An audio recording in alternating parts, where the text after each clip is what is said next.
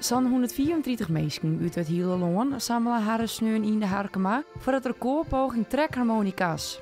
Wij zijn volle mogelijk trekharmonica's muziekmeidje tijdens het Harmonica Festival in de Spitgate. Vorig april stier er een briefje op Facebook dat de recordpoging in 1987 mislukt was. En dat leek me wel leuk om dat eens te doen. De groep zag erin om het record te heljen. Totaal heb ik over de 200 mails gehad, maar ook weer heel veel afmeldingen. En nu mensen die niet opkomen daar, maar we hebben 135 mensen hier zitten. Geweldig, echt, voor een ruim vatbaar. Ja. Dit is echt geweldig. De meesten hebben hier dezelfde hobby.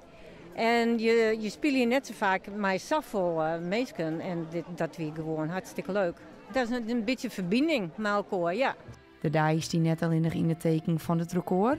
Op het festival wie van alles te beleven rondom harmonica's.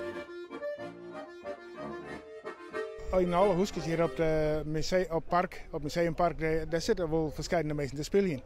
Verschillende instrumenten al hier. Dus ja, het is hier hartstikke gezellig altijd.